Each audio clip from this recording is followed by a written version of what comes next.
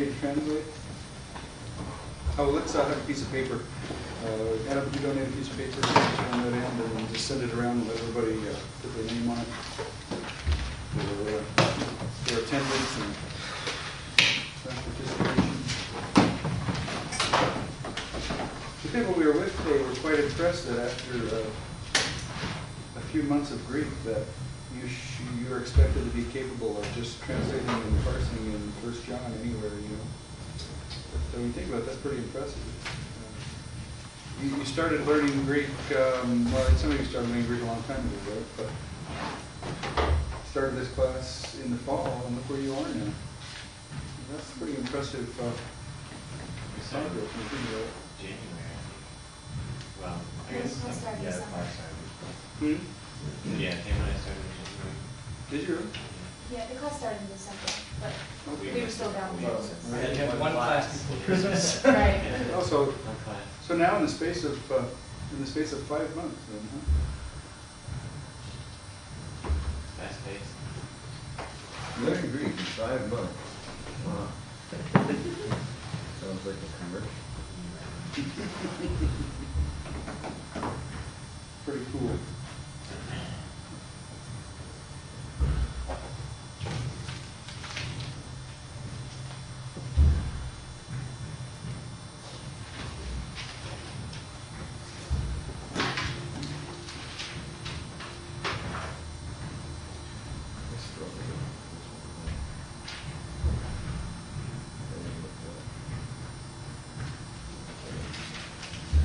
Talked to my dad today, I told him we were pretty much done learning forms and stuff like that now. So, yeah, he was pretty relieved for me. I think he was a little shocked when I told him about how much stuff there actually is that goes into it.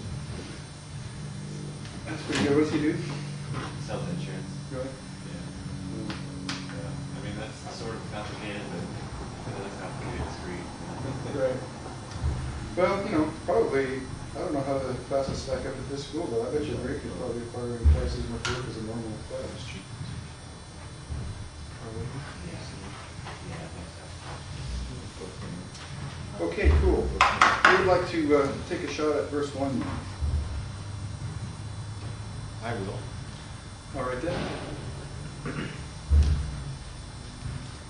Each one believing that Jesus is the Christ has been born of God, and each one loving the ones born is loving and is being born with him. All right. I'm struggling with the translation each. Because each means something different than every, I think. Say that again. Each might mean something slightly different than every, does it? Each one, well, there's certainly a different emphasis in it. Yeah, everyone. Everyone, but I know you're trying to get it to singular, right? Yeah. Instead of all, Mhm. and I appreciate that effort. But probably all, or not all, every. Okay. Everyone believing that Jesus is the Christ has been born from God. Now, I would say that who is an ablative of source. I guess you could call it, what would you call it, a genitive of source or something like that in other places. How would you parse, Adam? Gegenetai. Participle. Third plural.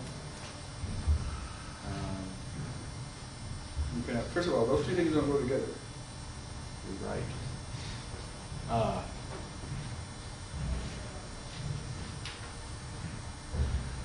Let's see. I'm still going to go with the perfect passive participle. Okay, perfect, passive. What participle ending would that be?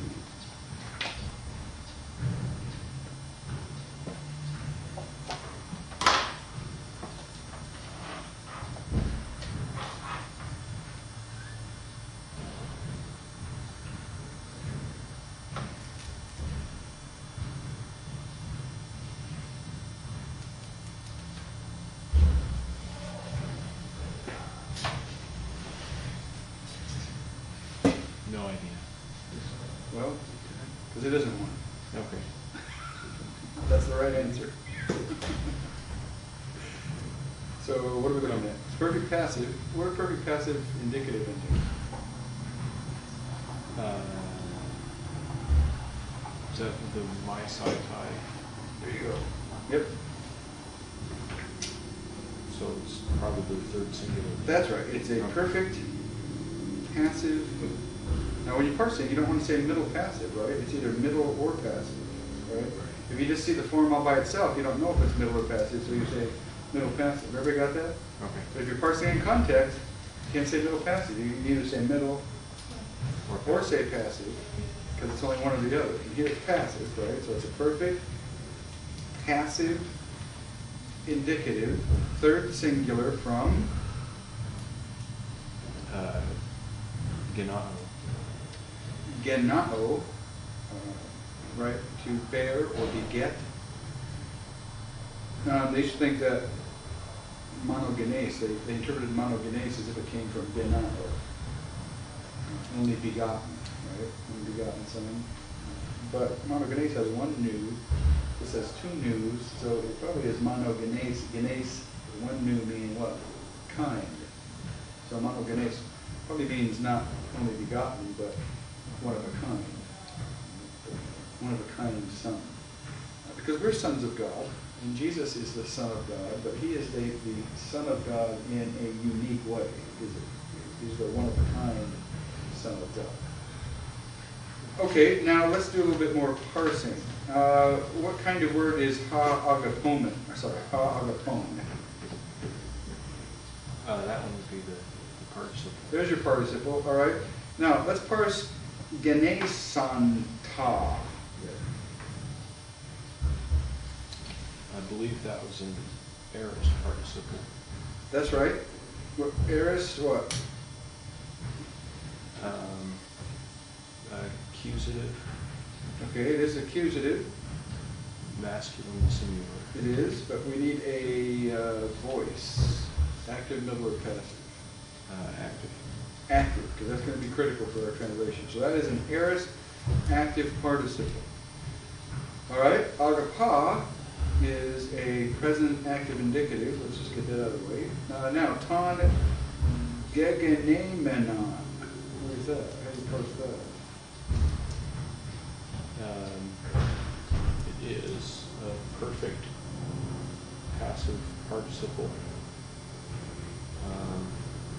Yeah, masculine accusative singular from Galano again. Okay, good. Now, it's a perfect passive participle. All right, now, let's start in the second line of that and give me a translation. So each one loving is the one bearing.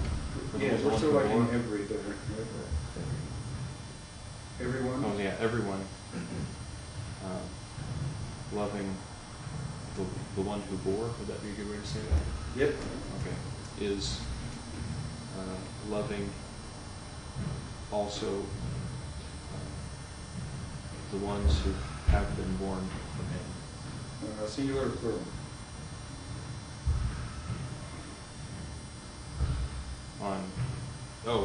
The one.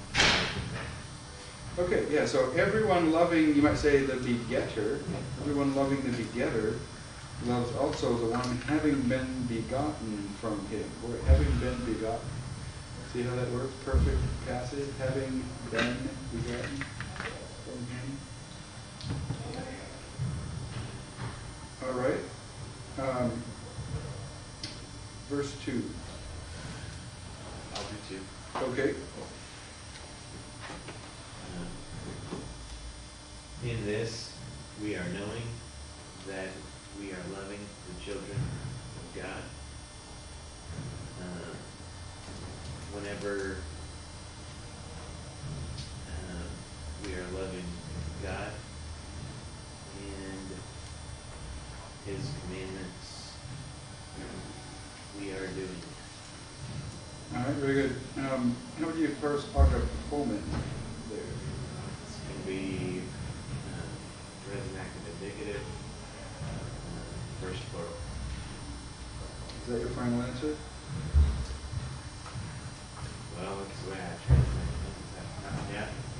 it actually isn't the way you translate it. I didn't say we are loving.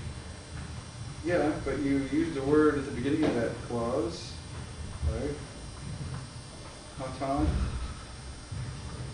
How did you translate hatan? Oh, that the word appears twice. Sorry, I was looking at the other one. Oh, okay, yeah. Right. Hatan, I did whenever. Okay. So this other one's going to be present active subjunctive. Yeah, see, it's ambiguous form. By itself, it could have been an indicative, but and it kind of translates like an indicative in a way. But as soon as you say whenever we love. Yeah, sorry. I would, when you both forms this, the word appears twice in each. Oh, agapomen? Yes. Oh, I'm sorry. Well, you're right. So, my I was fault. looking at the first one. So you were parsing the first one, I was looking at the second one. Well, then you were right. You're wrong. That's kind of funny. I hope I haven't done that on the final.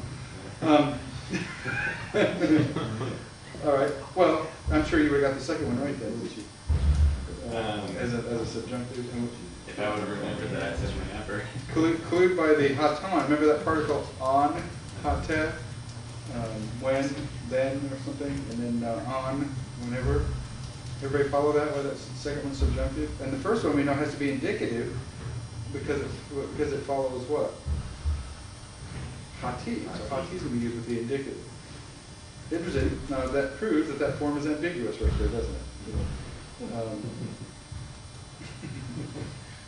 And I knew, I should have known when Tamara raised her eyebrows that I must have made a mistake. Did I? Yeah. All right, very good. Who wants to do number 3? I can, whoever you want. Huh? Whoever you want. Well, you know, your boss is, Give it so seniority. I'm going to have to let him decide whether he wants to do it or whether he wants to do it. I don't care if you want to do it, it's there. You want to do number 4? I'll do 3. Okay. Is number 4 hard? No. Okay. 3 is for this is the love of God, that we may keep His commandments, and His commandments are not burdensome. All right. This is the love of God in order that we might keep His commandments. Literally, you know, this is the love of God that we should keep His commandments, something like that. And His commandments are not burdensome. All right. That's very good. How would you parse Estin? That's present, active, indicative, third person singular. From Amy.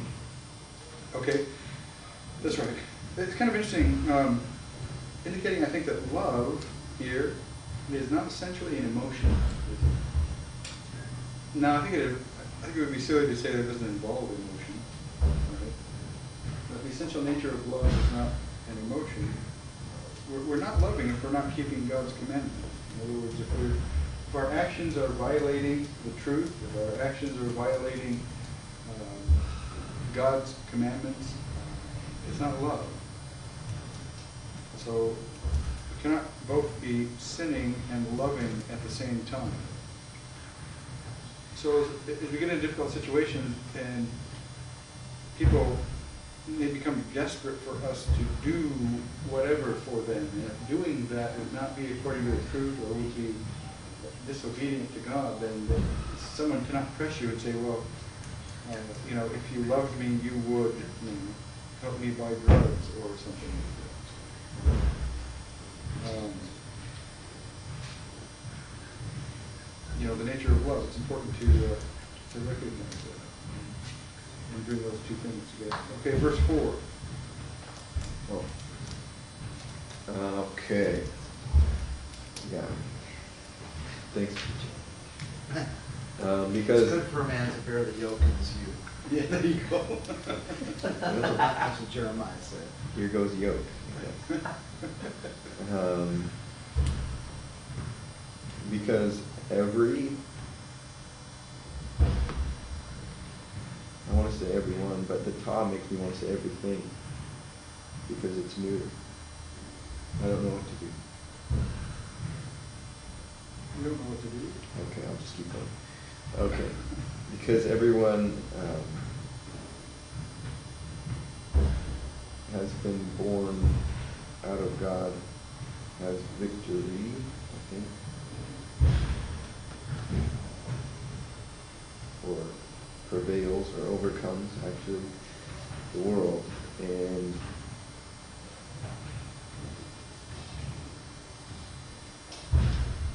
You know, I don't remember ever noticing that that is a newer article there. And maybe, I seem to remember actually the translation, everything born of God. yeah, So it's kind of interesting. But anyway, yeah, go ahead. No, I'm sorry, everything born of God what? overcomes the world, Okay. and it is the victory overcoming the world,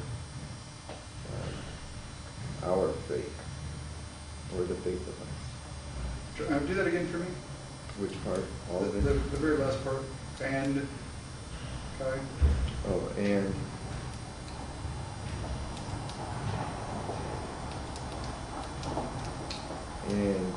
it, I think, is aute, referring to victory,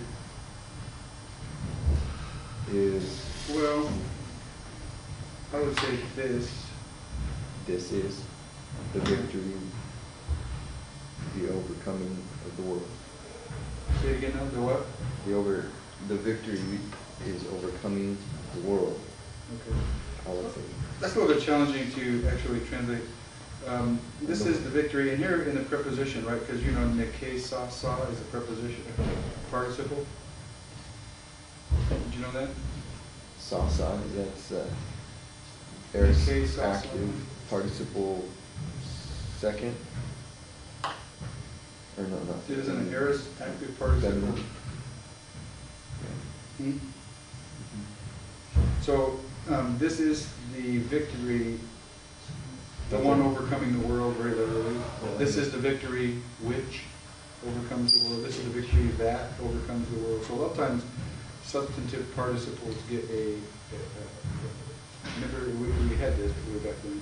Sometimes substantive participles will get a kind of relative pronoun kind of translation in English. This is the victory which overcomes, or which overcame the world. Okay.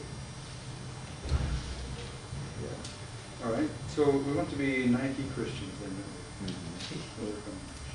I think I translated it, having overcome.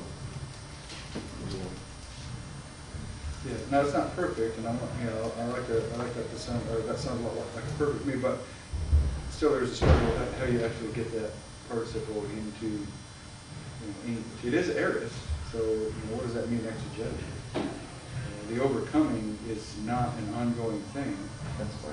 To look at aorist as a once for all, unless the context leads you there, is not right, because aorist doesn't mean that by itself, right? But this is, you know, the overcoming has seemed to have already happened.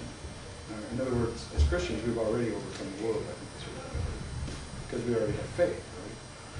So we're in a position of having already overcome the world. So I understand why you would give that a translation like that. Okay. We should have you parse something. Should we have you parse something really challenging? Does he have to it? Give him a break, he just did a hard sentence. Give him a break? Nah, no break, because he's going to need to be tough. All right. More yoke. Yes. Toward the end, yes, toward the end of the first line, nikah. Nikah. Well, considering that it's nikao, contract verb, I'm gonna have to go with third singular. So the present active indicative, third person singular from Nikao. Meaning, Victory. No, I conquer. So, all right. See, there you go, you did it. Nice job. See, that's really That good. is good. See how good you feel now? yes. That's just how good it does when he bears the yoke in his I'm youth. proud. I had eggs for dinner. Am I too old to bear the yoke? Maybe. We'll see. He can't bear the yoke very often. Yeah. Because of his heart. I had egg on my face quite a bit. Eggs aren't so bad for you, I don't think. Yeah. Yeah, you have a good egg yolk, don't have any cholesterol like that. I'm not egg yolk, egg white. People like it. I'm gonna shut this door. Do you know you can go celebrate? No, I'm gonna shut this door. Oh. That's a good idea. Relief. Okay, who's gonna do verse 5? All right. And who is he who overcomes the world, if not he who believes that Jesus is the Son of God? All right, excellent. Let's see. Can you parse pistuon for us?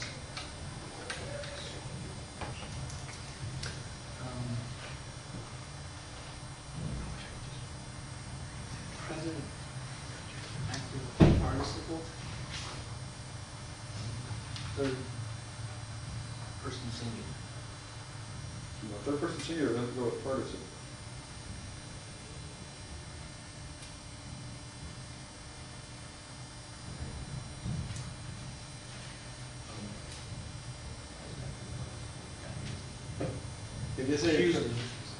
It is a present active participle, right? Take a look at it. We're wanting the same thing that we would want for a noun or adjective, which is gender, number, and case, right? So you got some help there. Masculine. Yep.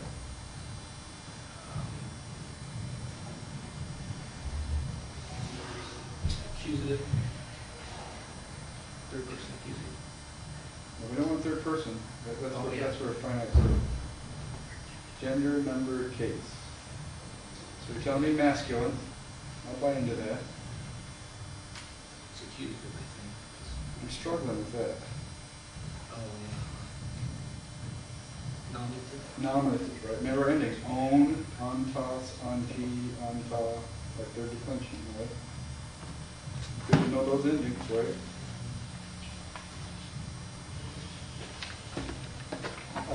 Okay, so we have masculine, nominative.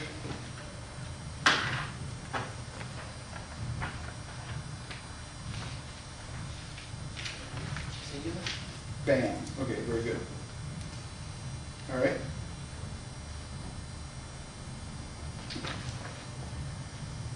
Well, cool. All right. Do we know if Stacy went to Israel now? I don't think so. I think he was here after they left, and the guys saw him after they left. He had a pretty bad car wreck, Oh, he was. but that was way before. That was the week before. The week before. Okay, well maybe I'm incorrect. He might be in Israel. I was thinking that was after they had left, but it was the week before. Well, a lady in our church got in a car wreck. Really busted her up, broke her leg. Really busted her up really bad. She was at OHSU. And, she and her husband are retired. And her husband going down to pick up their son, who's autistic, but an adult. And take him down to see his mom in the care center, And he got in an accident on the way to Vegas. About a week and a half after his wife. He didn't get hurt, but unbelievable. And over Christmas, they had family up, and they both got pneumonia and ended up both in the hospital. We totaled our car on our way to our honeymoon. Did you really? Yeah. Well, Man, things are going better now, aren't they? No, it was actually a real blessing because I mean, it got us out of the car payment, and we the value on it was more than what we owed on it. So it was a good thing. So, I was just kind of scared. it's a blessing in disguise because we didn't hit any other cars, and it was amazing.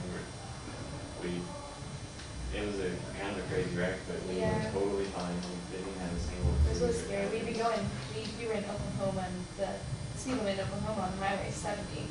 So we were going 70, but it was raining, or it stopped raining at that It time. stopped. It was like. But the road was so wet, and we hit a patch. Apparently, a really bad patch. They told us that lots of wrecks happen there every year, and it just a bad patch, and we just went right off the highway into the ditch, and then into oncoming traffic, and then back into the ditch.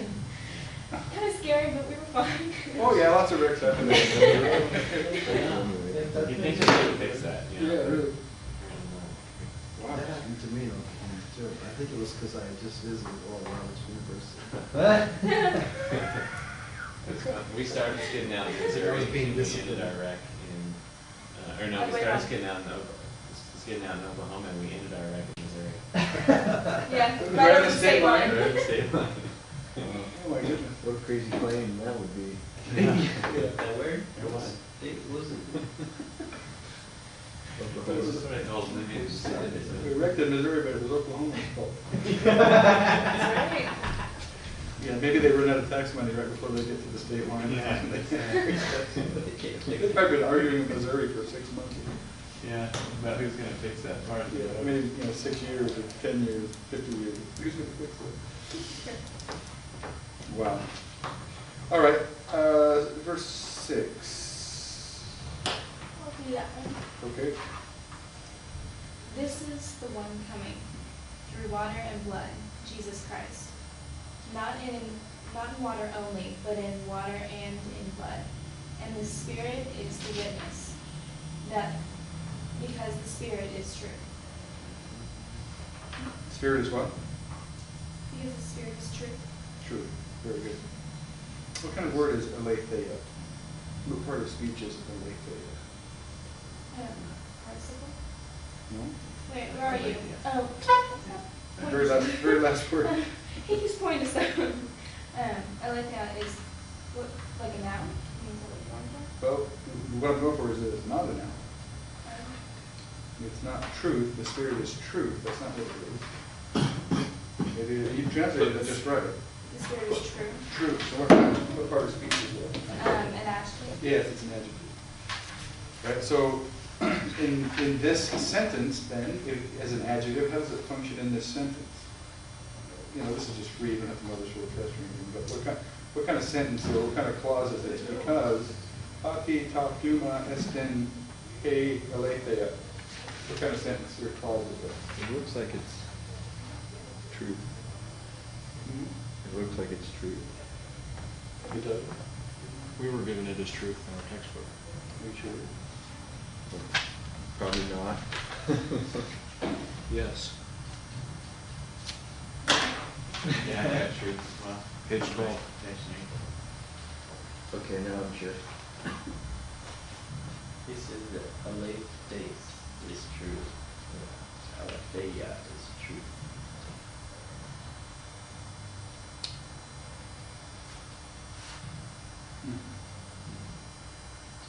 So, the Spirit is true. I thought I looked that up. Hope so.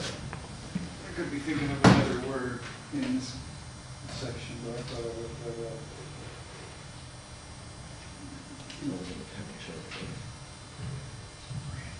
Anyway, what kind of clause is this? Well, it's a dependent clause because it begins with pati, right? But what kind of clause is it besides being a dependent clause?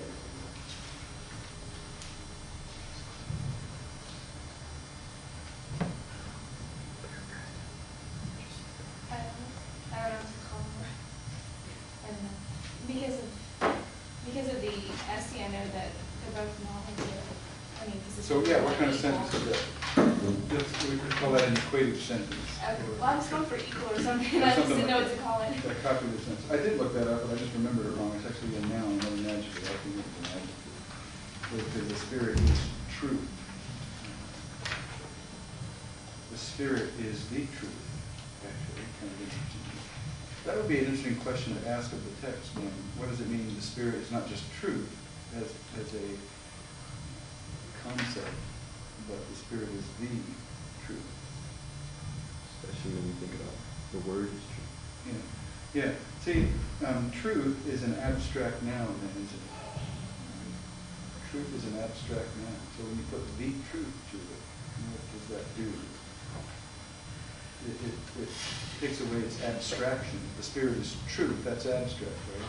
But if you put an article with it, it makes it definite, and so it's not so abstract anymore. So there's a particular truth that John is referring to here, in all likelihood. What particular truth is it? That's an exegetical question. It's the kind of question we want to ask from the text, right? Okay, good. So the Spirit is truth. Let's see, what could you parse? What participle were you looking at here? I was saying a hot elephant. Yeah, parse that. Present active participle, masculine, nominative, singular. Okay, good. From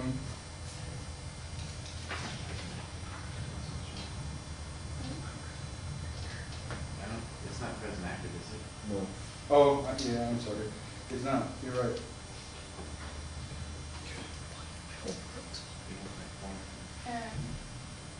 There's active. That's right. There is active participle, masculine, nominative, singular. It'll have the same endings, right? Because it's second aorist. From what? Aorist. From what? Aorist. No. Well, it's from the aorist in the aorist principal part. Okay. Aorist is the aorist principal part. But what's the vocabulary? Aorist. Yes. I think it was like two different words because they always go different. We had both on that. Yeah, I was gonna say they both of them. Yeah, we have them separately, so Mm-hmm. All right. That's very good. Well, let's see. Anybody else like to read? We haven't read yet. Who? I read. Oh, you, so it's me. No, John. Yeah, you read. It's just me. So, Rob, it's down to you. my It's friend. down to me. 7. Okay. Because 3 is, let's see, where does it 3 are? No, 3 is,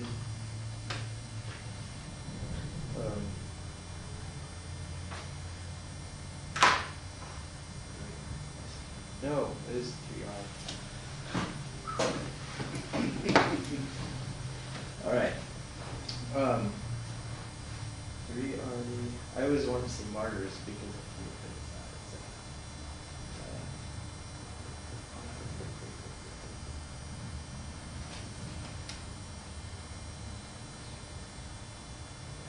oh, duh. Witnesses. Okay. Don't know why. 3 other witnesses: the Spirit and the water and the blood. And Hey, you're reading verse 8. oh, sorry, That's okay. that was like one line, wasn't it? Yeah. What's the subject? That's a great verse, isn't it? Way to hold out for the hard verse. I can do that. What is the subject of that sentence? Would it be witnesses? Yeah, how do you know? Because it has a nominative plural article. As an article. So, how would you parse Mark 2 room test? Would it be nominative plural masculine Yep. from Mark 2? Or what was it? Mark 2. John? No. Mark 2 red or Mark 2 rest? You had it first. Mark 2 John? Mark 2 retro. Mark 2 down? Yes, but what is, you got the last part, what's the first part of the question? said masculine, nominative, plural, that's right. But what's the rest of it? What comes before that? Tense voice, mood. Oh,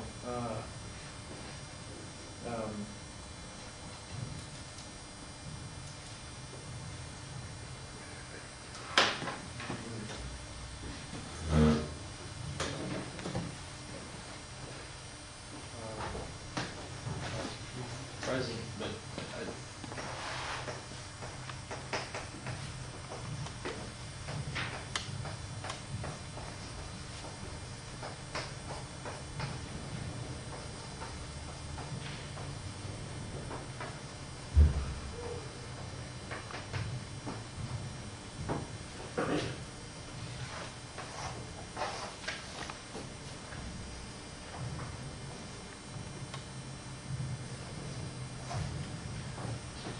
What is it? are we going for present active and negative? Present active, now you told me it was masculine, nominative, plural, what goes with that? Oh, second, or, third person. No, you're right, it's masculine, nominative, plural, what's gonna go with that? Present active, Oh, okay.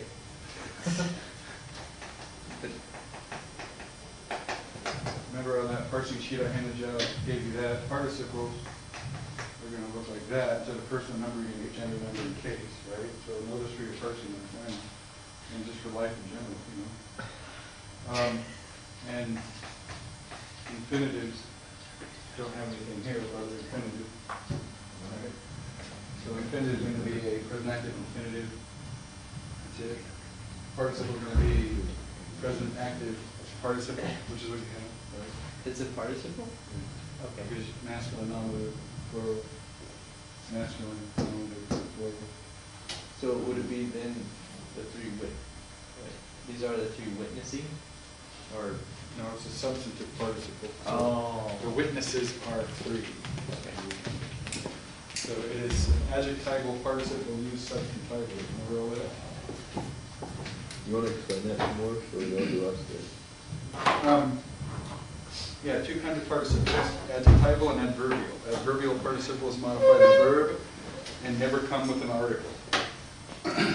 Adjectival participles modify the noun and often come with the article. So if you ever see a participle with an article, you know it's going to be an adjectival participle. It's going to be operating like an adjective, right? And adjectives can also act as substantives. Right? In other words, adjectives can function in the noun slot of a sentence. And that's what you have here, an adjectival participle functioning like a noun, particularly as the subject of the sentence.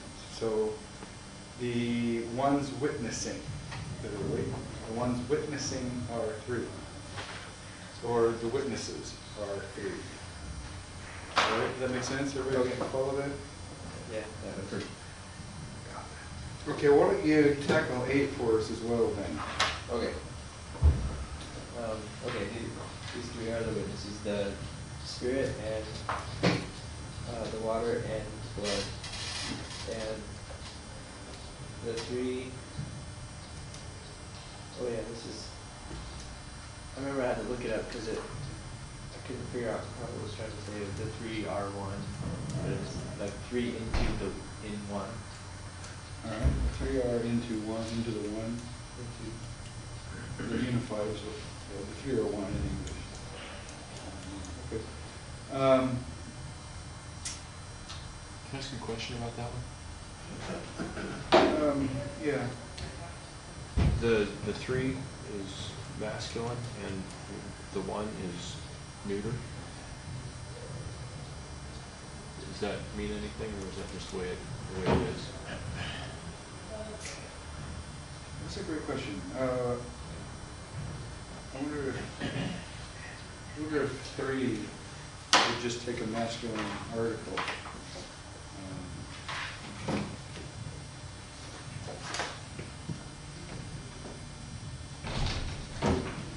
You might expect 3 just to be a masculine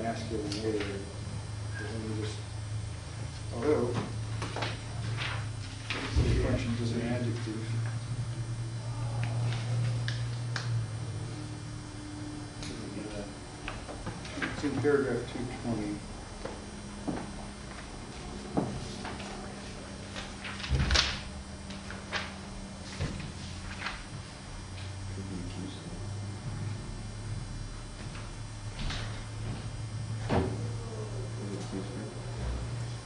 So you can have a neuter form of tria. I don't know that there's really much significance to that.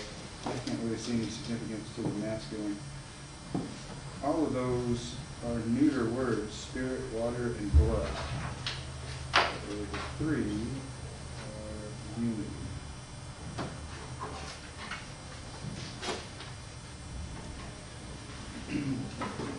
I wouldn't dive for it, but my guess is with the number, you know, that it probably, they're used to using the number in the masculine, especially beyond one, and so they do, you know, they could have used a neuter. Okay. But I don't know, that could be a question again to ask. Is there any reason in the text that the three should be masculine? What does that tell us? I can't think of, anybody think of any significance to that? 'Cause I can't think of any.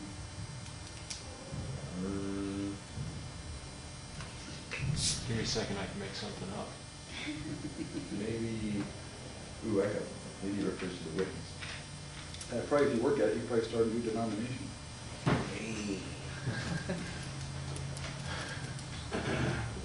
Okay, why don't you try number 9, Robert? Okay. It's always judgment. If the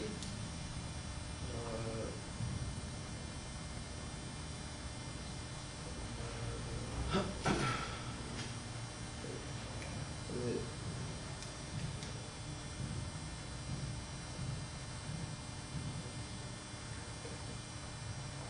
yeah, the testimony of man has come. Or wait. Oh no, we are receiving. Yeah, okay, so start again. Okay, if we are receiving the testimony of men, All right. the testimony of God is greater. Excellent. Because this is the testimony of God that has been, or has been testified, or has testified. Who has? The Son of, or the Son of Him. And this is the testimony of God that, what? Oh.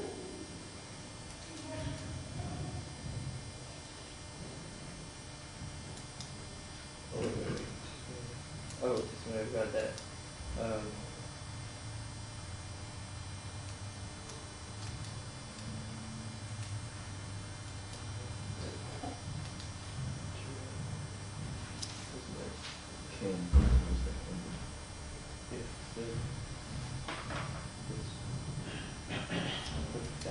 has come, or has What's the subject of that verb?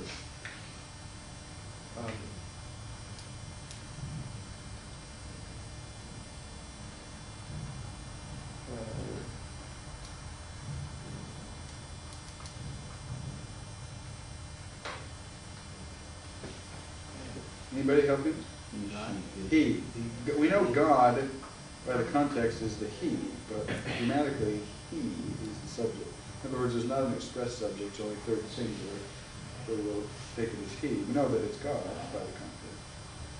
But there is no word God in the nominative case, in other words. So, and this is the witness of God, that he has testified. I think you got the rest of it right. Okay, concerning His Son. All right. Why don't you pick somebody to do number 10 for us? Adam.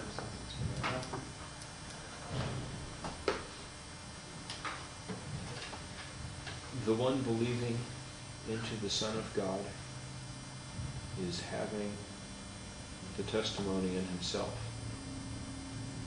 the one not believing God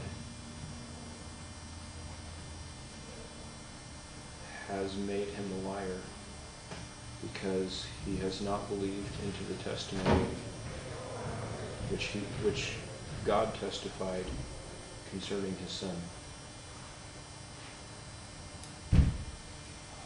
Okay, that's very good. This is a little bit convoluted, isn't it, with all of these? Again, John is making the most of tenses here, isn't he? And the most of voice. We've seen the active and passive voice, the begetter and the begotten, and here, different forms of the same word. It's almost artistic the way he uses the same word in different forms to describe things to us. But it is, this is really talking about apologetics. How do we know that Jesus Christ is the Son of God and that his gospel is real and all of that? Bottom line, what I'm saying is, it works. The testimony that God gives us to the truth of the gospel and the reality of Christ is that it works, and it works by giving us eternal life. So those who have eternal life become a walking work of God, a testimony to the reality of Jesus Christ. By the way, this is a place, my memory serves me, where the majority of text is different. I think in relation to the spirit and the water and the blood and all that kind of stuff. Is that not the case? No, the Texas receptance is different, but the majority text is. How's it different? Back in 7 and 8, the Texas receptus adds let me see.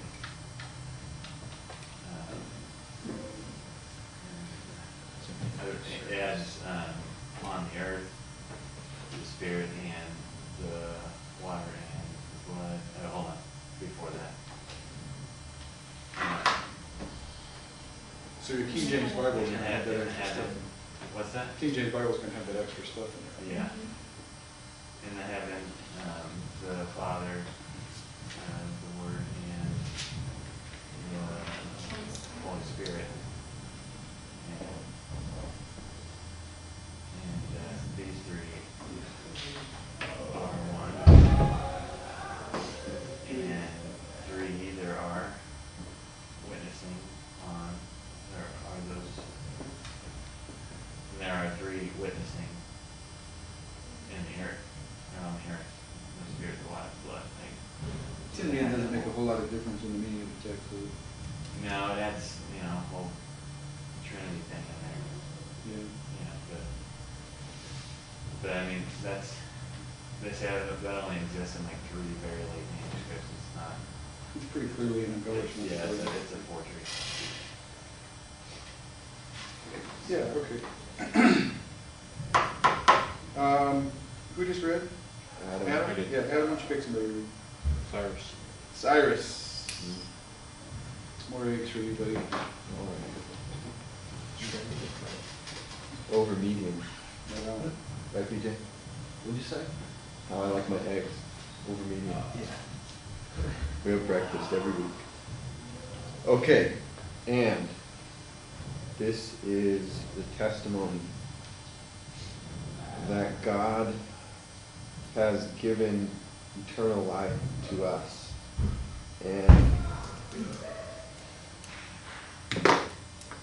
And this life is in his Son. Awesome. How much parse Edoken? I would say it is an aorist. Wait.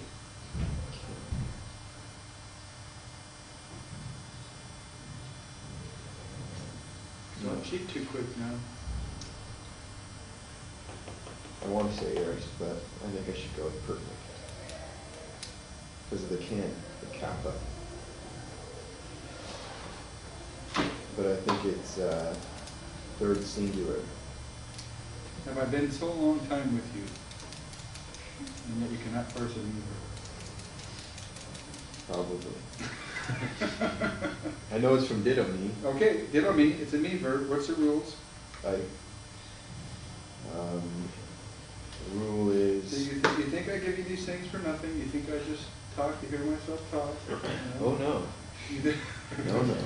you think- Okay, what are the rules for parsing me verb? If you have a, there's a reformer, it's an active. It has that slot in front of Okay, reduplication. Yeah. It's all in the reduplication, okay? There's Yoda and. The Yoda reduplication, it is what? It is active. No, stop.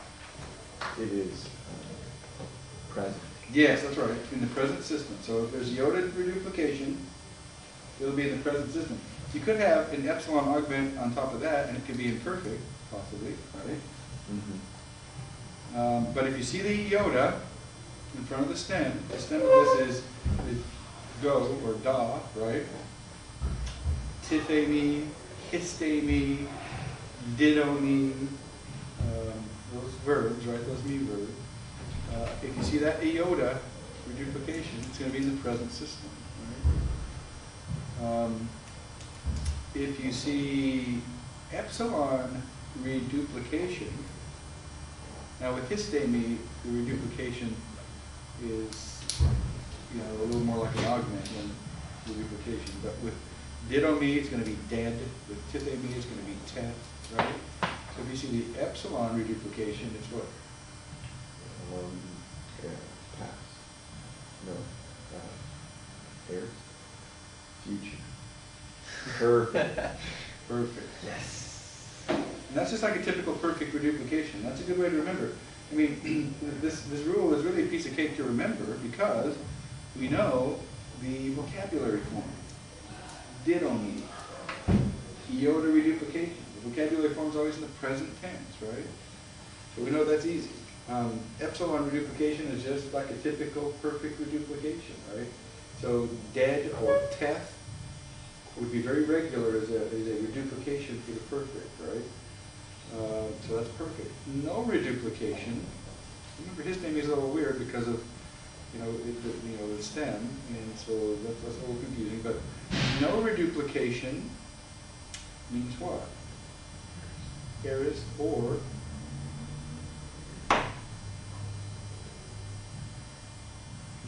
future, right? Because aorist and future are both aoristic in their Actian start, or kind of action, right? Now you can tell the difference between an aorist and a future. Well, me verbs have very future-looking endings. So regular future ending and no reduplication and no augment can have future, right? But when you have an augment instead of reduplication and non-future endings, then it's going to be aorist. This is confusing because it's a kappa first aorist. Okay. Ditto me has a kappa first aorist. So that's the rule. Iota reduplication, present system. Epsilon reduplication, perfect system.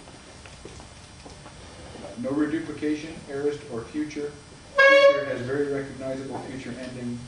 So if it doesn't have that, it's going to be an end. And that is what we have right here in this verse. Do you want me to keep going? So parse it. Oh, you want me to parse it now? Yeah.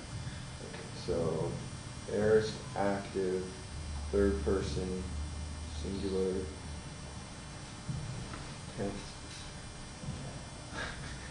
Aorist, active, indicative. That's right. Third singular. From ditto meaning give. Yeah. Now, note this parsing thing, because if you do this parsing thing in order, it'll help you not leave stuff out and it'll help you do. If you get a third singular out of order, great.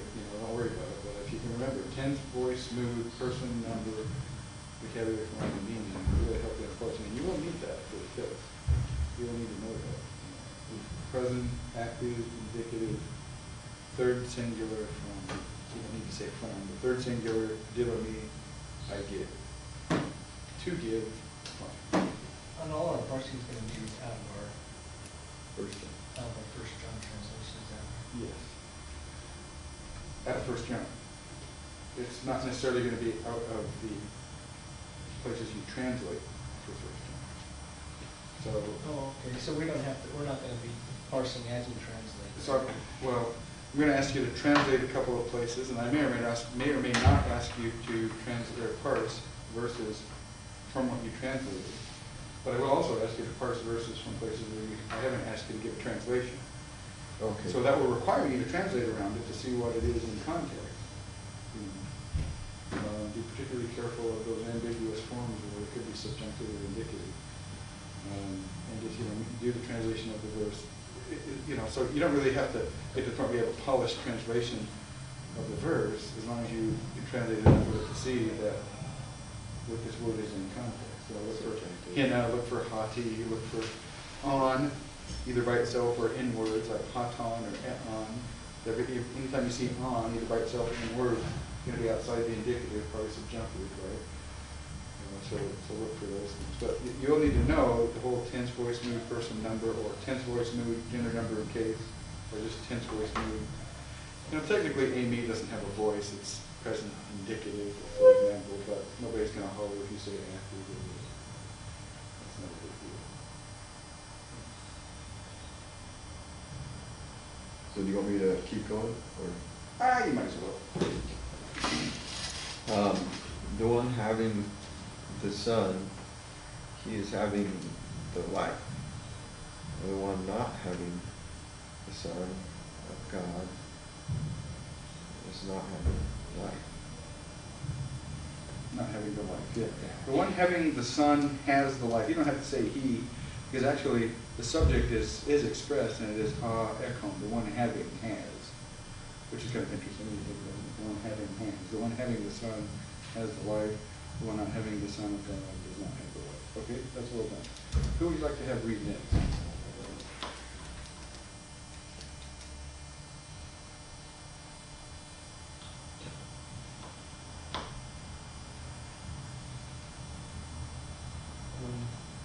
We're on 11, right?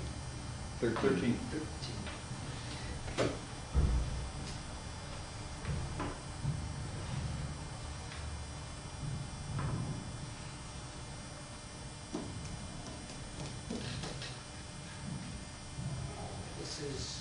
This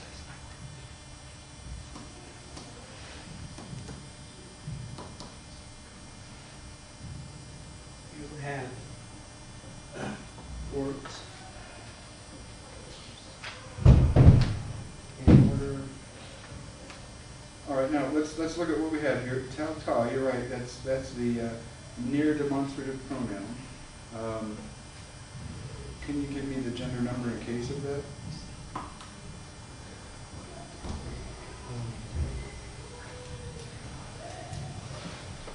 Gender is feminine. No?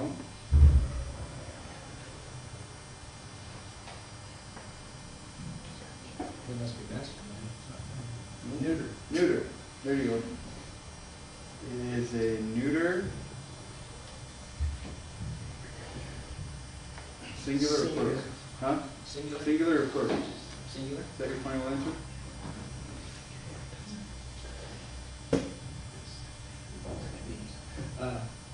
Plural. Plural. Okay, very good. Now here's the hard one. Case, because it's ambiguous, it could be nominative or accusative. Remember our endings there?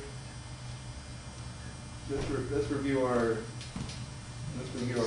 noun, adjective, article, pronoun endings for the test, right? Os, u, o, on, oi, on, ois, us, ace, aang, I, on, ice, os, on, u, o, on, with an alpha, on, on, ois, right? And here we have the with the alpha. Nominative or accusative. Here it's accusative because it's the direct object, right? So, how would you translate that then? These, right? And since it is kind of operating again as in a substantival kind of way, in other words, it's not modifying something. These things, right? Because it's neuter. All right, very good. Now you see that kind of construction.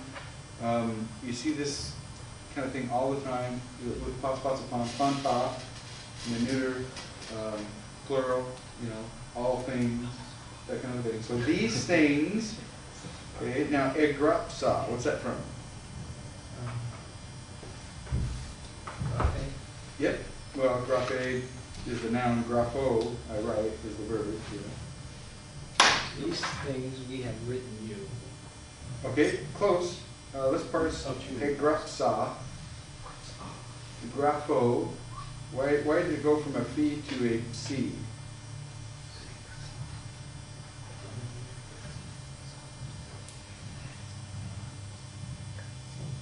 Because you have those things are conjoining or whatever we call it. That's good. What letter? Sigma. Yeah, okay, so what's the ending? Future ending? No, what is the actual ending here? Oh. Sign? Yeah, sigma alpha. Okay, so I have a sigma alpha. Now from grapho, what else do you see about the word? It's got a informative on it or whatever. Yeah, an augment. Augment. Okay, it's got an augment.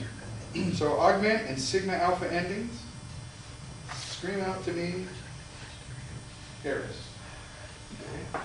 So aorist, what are my aorist endings? Well, my aorist passive endings are thane, thase, they, daemon, theta, theta. Can't be that, I don't have a theta. My aorist middle endings are sa main, so, sata, samata, sasta, samata. Well, I have my sigma alpha, which got me really excited, but I didn't have it just a plain sigma alpha ending. So I looked at my aorist passive, I looked at my aorist middle. Well, let's take a look at my aorist active. That would be sa, sas, sed, saman, sate, sam. There it is. Never noticed For a that. singular. So I have Yeah. aorist, active, indicative. First singular from the grapho I write. Transit, and being translated is These things I write, I wrote to you.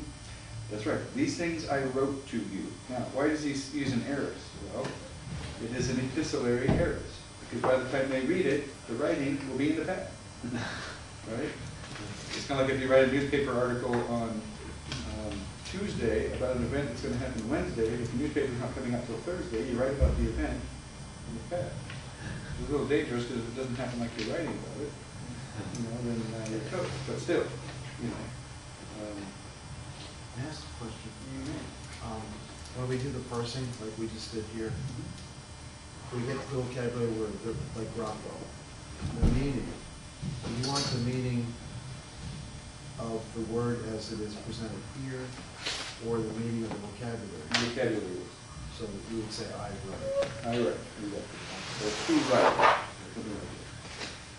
You know, if you said I wrote, I probably wouldn't go out about that. But typically, it should be the vocabulary. dictionary, vocabulary, meaning.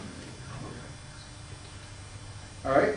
These things I wrote to you, Hannah. In order that. In order that. Now, this is a date. This is one of those ones you have to relax a little bit on. It is a subjunctive, and it is from oida, which is related to adon, is where you get the point that you get here, right? Remember oida? Oida is really the perfect of parao. I have seen. So if you have seen something, if there's one point at which you saw it and the results continue on, so you still have it in your mind, so you know it, you just gotta have that form. And so this is a subjunctive, and it's translated in order that you might know. Yes. Isn't oida I know? Yes.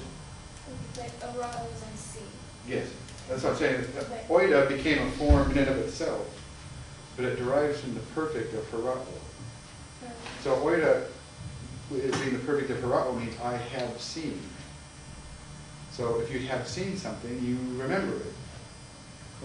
You know, I saw it, and the results continue on. So I have a mental picture of it, and from there it came to mean I know. Right?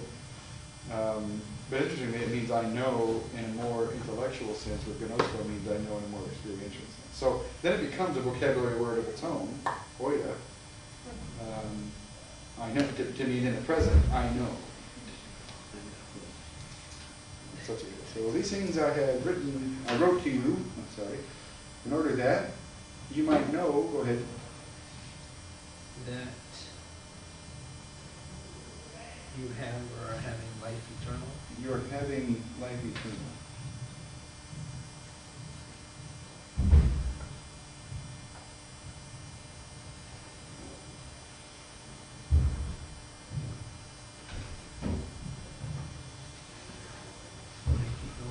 Yeah. Are you waiting on me? Okay, I thought you were going to have a commentary. No, I'm sorry.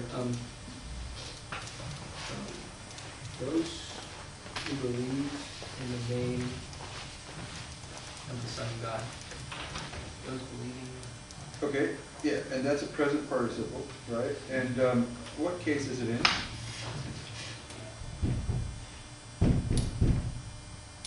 Nominative? No, twice. Twice. Just do some Dative? dative case, right? Why is it the dative case?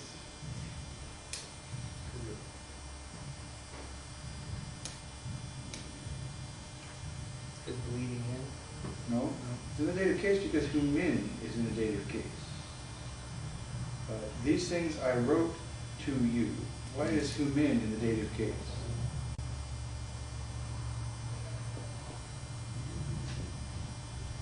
Why is something often in the dative case? This is typical dative, typical use of the dative. These things I wrote to you. What part of speech is that?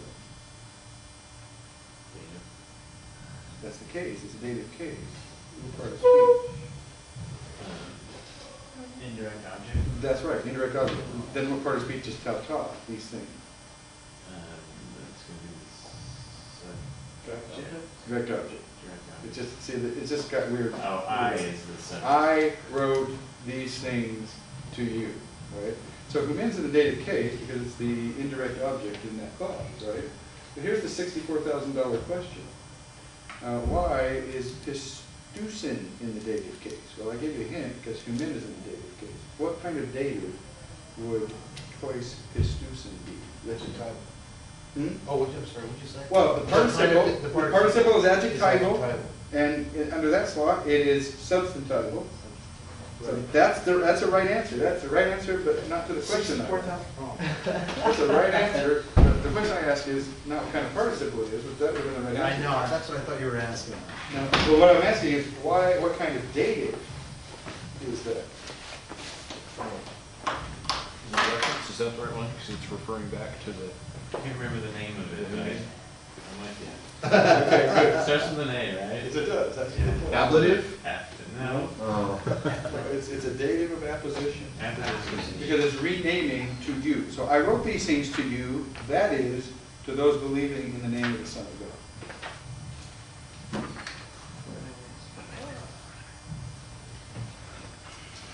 Now, we had a wonderful discussion about whether or not 1 John has to do with knowing your Savior. Right? And you may see, personally, I think it's hard not to see elements of here's how you know you're saved through the book, right? And it's impossible not to see here's how you know you're in fellowship throughout the book. But whether you accept that or not, even if you start with the premise that the only place in the whole book where there is a test of salvation is right here. There is, ladies and gentlemen, a test of salvation. in the book of 1 John, which is in the New Testament, which is in the Bible. So what you think about 1 John? You must understand. There's a test of salvation.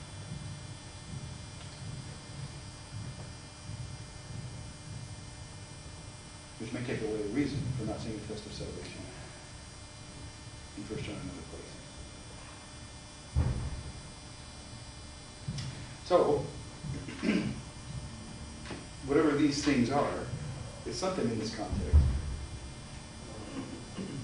It's something in this book, whether it's the whole book or whether it's just in this context. And you may even be able to make an argument that it means particularly this context. I still think you see some things that pretty clearly have to do with salvation, you know, having been born and not having been born, things like that. But in any case, something in here, there's a witness to salvation. I think that's important to keep in mind. Pretty hard to argue that's not the case, I think, from the standpoint of this verse. Let's see. Who would like to read the next verse? Joey, second time? I think Joe needs to be invigorated, so I think it would be good for him to read verse 14. And this is the confidence that we are having from him. Cross.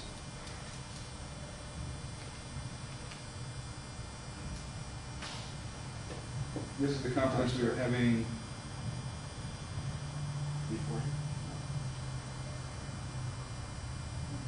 thinking toward him, but if this is a Johannine use of pros, you could say with him, even, right? Like, and the word was with God, that kind of usage.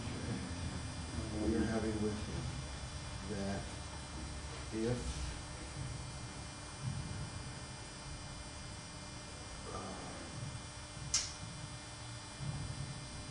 we request according to his will,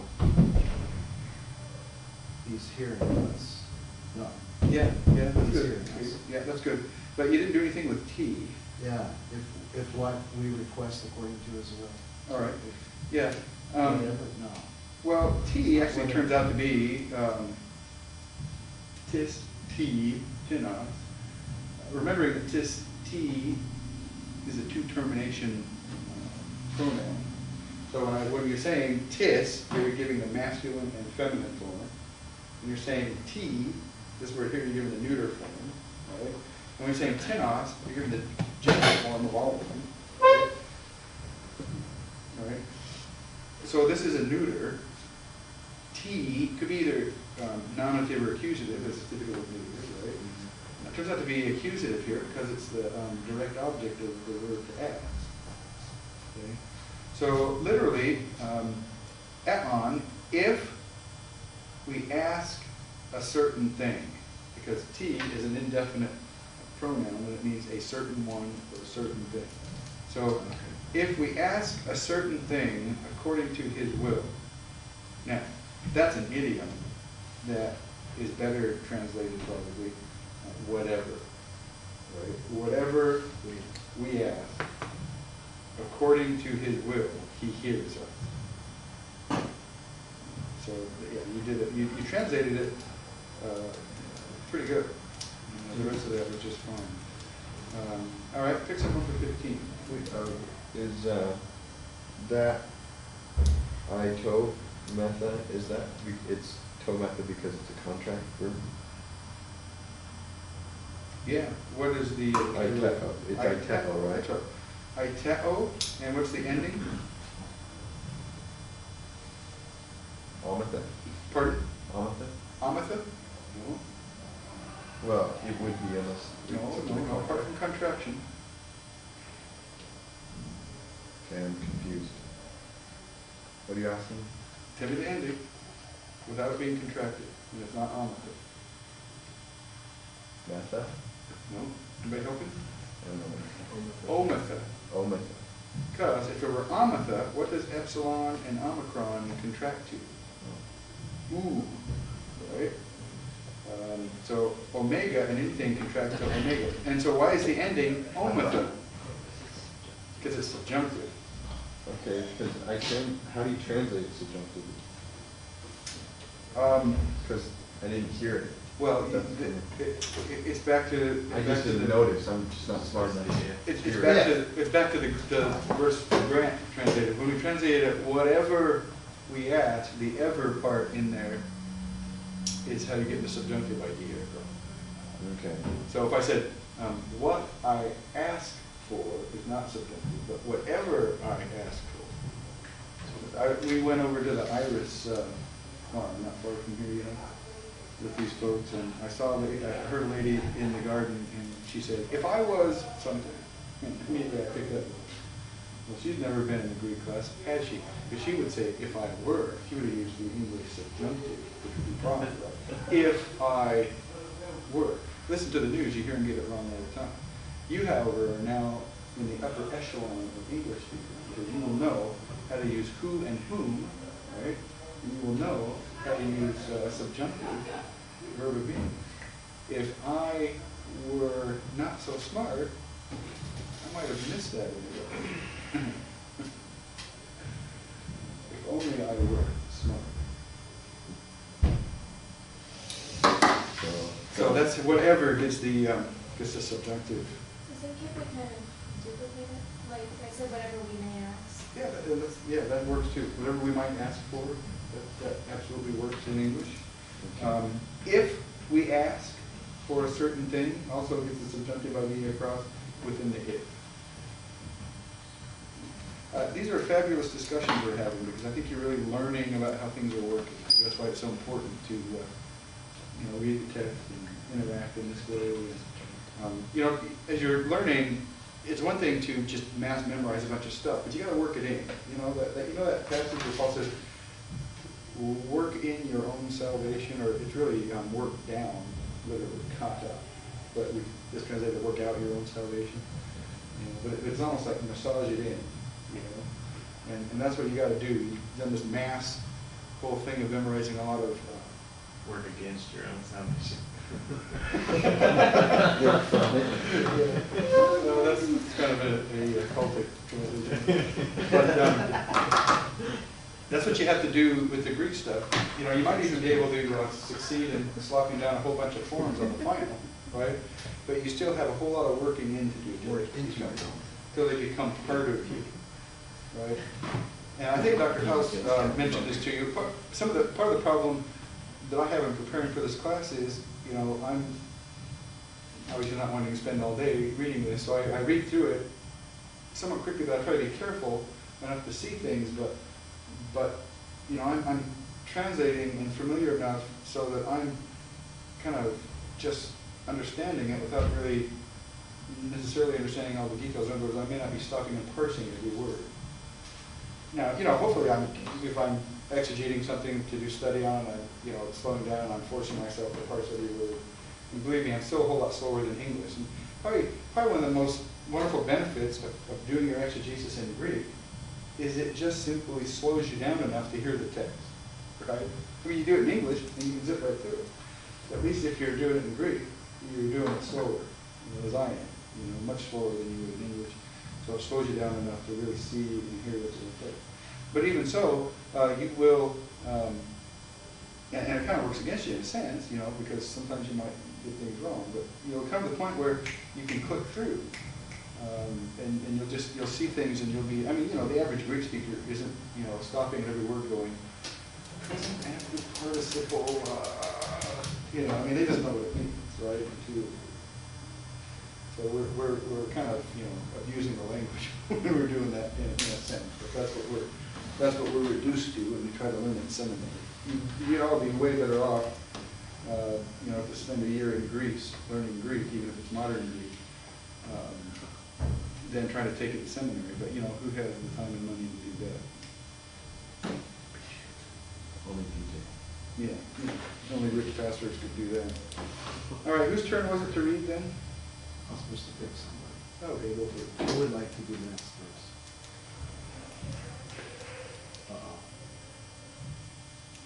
All right, you're gonna have to. I've already read twice. Okay, great.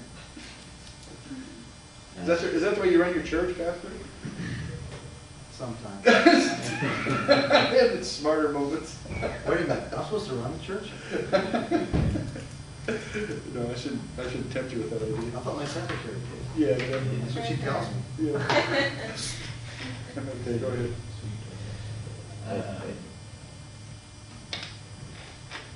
Okay. If, and if ever we know that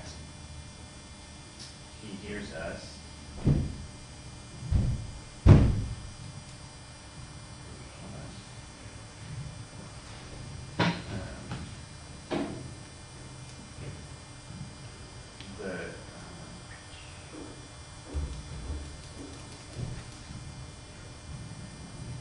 I probably should look this verse over before I read the transcript. Yeah. He, hold on. What does it make sense? Yeah, ha is a relative Which? pronoun. Is it which? Mhm. Okay. But whatever we are asking him, or whichever we are asking? That's right. Okay. Okay, you go ahead and do the rest of it, and we'll come back to it. We know that we are having the request, the request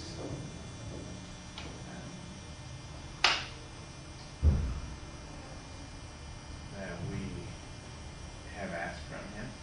Yeah, and again, here he is using noun forms, verb forms, cognates, different forms of the same word. He really is making an art form of that. And if we know that he hears us, if we know that he hears us, whatever we ask for, we know that we have the things requested which we have requested from him, maybe, or something. Things asked for, because that's a new report. Now, what we have here in this, with the verb to hear, this verb is similar like the verb to teach. You got that? So, well, no, I was looking at that hemo and trying to figure out why on earth it was genitive, and then I just remembered. Oh, tell us. The cool sometimes takes a genitive. That's right. The cool verbs of the senses, touching, hearing, tasting, take an object in the genitive. But here we have a direct object in the genitive, he hears us, but we also really have another direct object in the accusative, right? Ha, whatever we ask. Now there are verbs that take a double accusative. There are also verbs that take a complementary accusative. Teach is a verb that can take a double accusative. And, sometimes people get smart alecky, what are you teaching? I'm teaching Greek. No, you're not teaching Greek, you're teaching students. See, I love having studied language, because when people get silly with language, I can nail them right to the wall. Because they try to get silly with me that way, and I say, actually, the verb teach takes a double accusative. You teach students Greek. So I can say I either teach Greek or I teach students, but both are in the accusative, right? And I can use either one of them or both of them, right? I am teaching students Greek. Now there are other verbs, trying to think of them. Now there are other verbs that also take two accusatives, but the two accusatives, I can think of it, the two accusatives refer to the same thing. I called him John. So the verb called can take two accusatives, but the verb called, the two accusatives refer to the same entity. In the verb like teach, the two accusatives refer to a different entity. So I can say I called him, or I called John, or I called him John, right? Now here it is, he hears us, he hears what we say, right? I think it's functioning in that way. Now, the us is in the genitive for a direct object, and the what we say is in the accusative for a direct object. So he hears us, that is, you might say, what we've asked for, or something like that in English. Do you see what's happening there? So is he hearing us, or is he hearing what we say? Well, both. Right? So, I'm still a little foggy on the ha and do you just kind of combine those and just to whatever? That's right. Whatever we Yeah. ask for, and itonement again is in the subjunctive. So that relative clause, whatever we ask for, is functioning as the second direct object of a kuo, a kue. That's not that. Did you do that? So a relative clause can function as a substantive, and that's what that's doing. So is it common to take ha Ellen as whatever? I mean, Oh yeah, if you see ha on together, or has on, or anything like that, yeah, whatever. okay, that helps. Whoever, if it's has, it would be whoever, right? Has, neuter, would be Because it made absolutely no sense to do which if. I know in my own mind, if I just did which and then that which if we might ask, whatever. Yeah, whatever. Yeah, whatever. So now he's getting a little complicated in his grammar by a little bit, but That was not on the final, is it? huh? That was not on the final, is it? No. Hope just it know. is. We're ready. Yeah. That was not on the fun sheet. All right, who would like to do verse 16? Is he not quite ready? I don't think that my wife yet. Okay, that'll be good. Okay.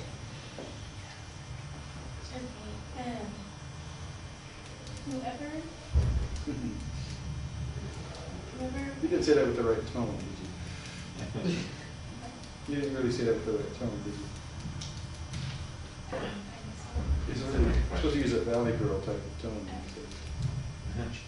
Oh, like whatever, whatever. Yeah, there you go. Whatever, whoever. I can tell sometimes I talk like a valley girl, I don't know why. Well, not in Greek class, you don't. You were kind of disappointed.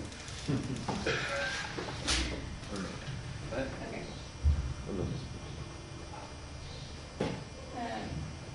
Whoever, whoever may see his brother,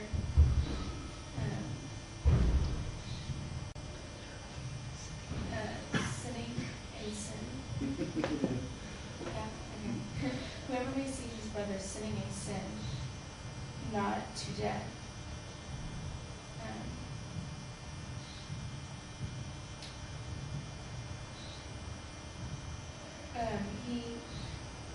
He will ask and he will give to him life.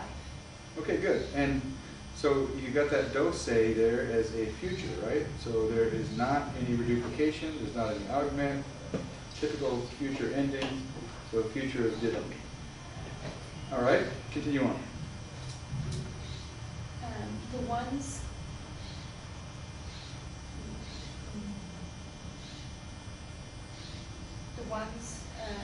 who are not sinning to death. Okay, very good. Why is that in the dative?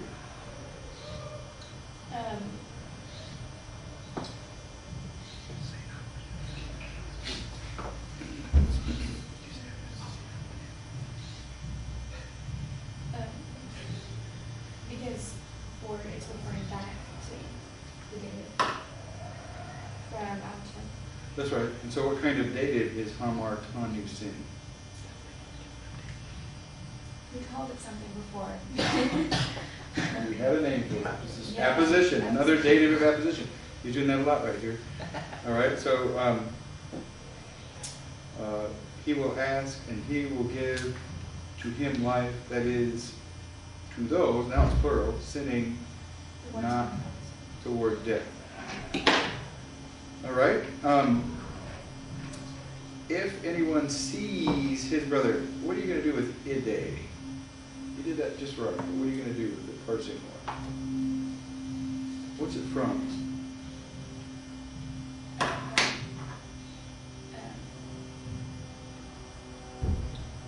I keep wanting to say adieu in my notes. Well, it's related not- because I know what- it's related, I just what does it do? It do is kind of a frozen Like, be form. older and look.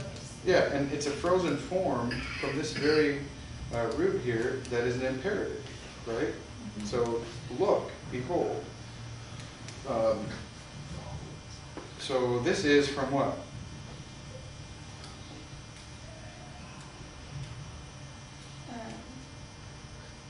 Aiden? Okay, Adon in the aorist principal part, and the epsilon is the augment, right? So the augment's gone, and here you have the ending A. So then we're determining that it's an aorist, because it's from the Adon, an aorist principal part. The augment is gone, why? It's not the indicative, right? That's why. But what is it? Because it's subjunctive. Yeah, O ace A. Second aorist is going to take present looking endings in this adjunctive. So O ace A with the A, the subscript, right? So we have a second aorist, active, subjunctive, third singular, from. Here's the big question we're left. From. It had an accent, so Aiden. That's the aorist principal part, but that's not the vocabulary. Well, Adon is the aorist principal part.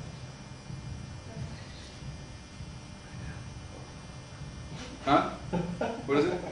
Parao. The principal parts of parao. Parao, future is opsami. Weird, huh? Parao, opsami, Adon. Heoraka. It's perfect. Right? And for the, my memory serves me, for the aorist passive, it's Ophthan. I know those read similar. All right, so this is from Parao I.C. So you translated it just right. All right, up on the next page then, complete the verse for us.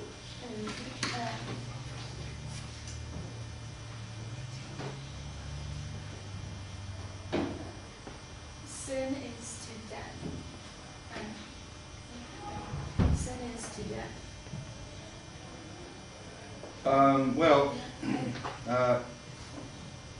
there is, you might say there is Okay. a sin. There is a sin. Okay. There is a sin to death. Okay. Not to that I speak in order that. Yeah, not to that I am speaking in order that. Or that you may.